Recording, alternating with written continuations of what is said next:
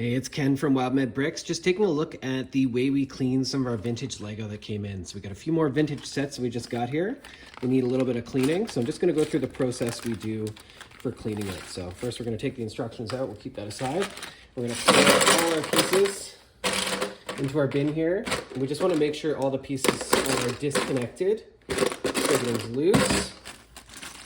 So get a few more going here. Again, looks good. For any of the minifigures, like this one here, we're gonna take the figure completely apart.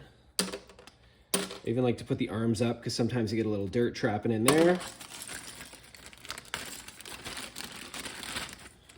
More instructions. Got one more guy here. So pull them apart. You can already see some of the dirt in there behind the head. So that's why I pulled them apart here. So we got them all pulled apart. So we got them in a basin here. We're gonna add some hot water and a little bit of dish soap. And we want just enough water to kind of cover this.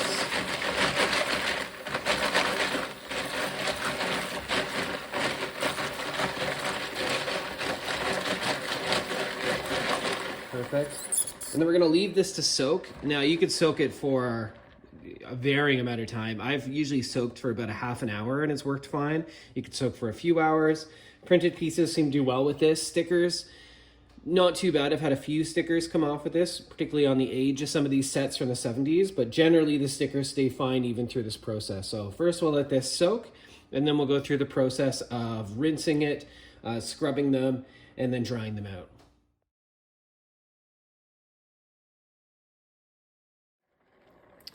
All right, now that our Lego's soaked for quite some time in the bucket here of soapy water, we're gonna drain it. So just got a strainer here.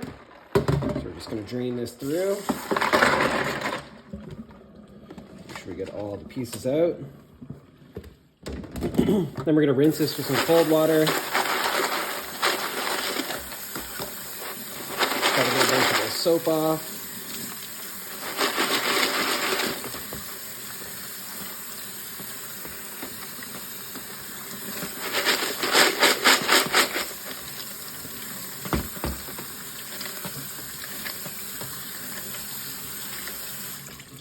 And then what we'll do is we'll go through and just take a look at any that need a bit of a scrubbing here. So just take a toothbrush, scrub off any big grime and dirt we see. And again, give a bit of a rinse.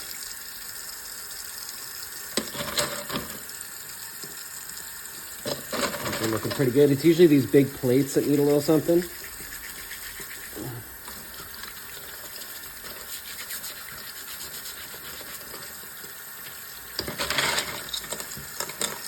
Once we got them all scrubbed, we'll give it a little bit of a shake out here. Get a bunch of the water off, and then we're going to transfer it over to the towel system. All right, now for the drying process. So what I do is I dump it all out onto a towel. So make sure we get all the pieces out there.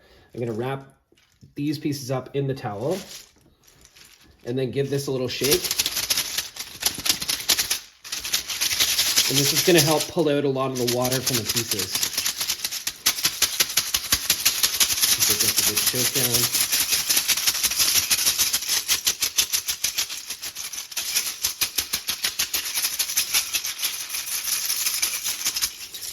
And once we're done that, we're going to pour the pieces out onto the mat here.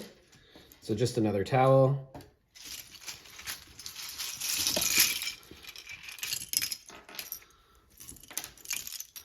Make sure we got all the pieces out. Looks good. And then basically I'm just gonna lay them all out so that they dry. So I'll space all these out. They got a good drying there. Now we've got all the pieces spaced out to dry on the towel here. I'm gonna turn on a ceiling fan as well. That'll just help provide a little bit more airflow and let them dry. And then we'll come back in a few hours and check in on the progress.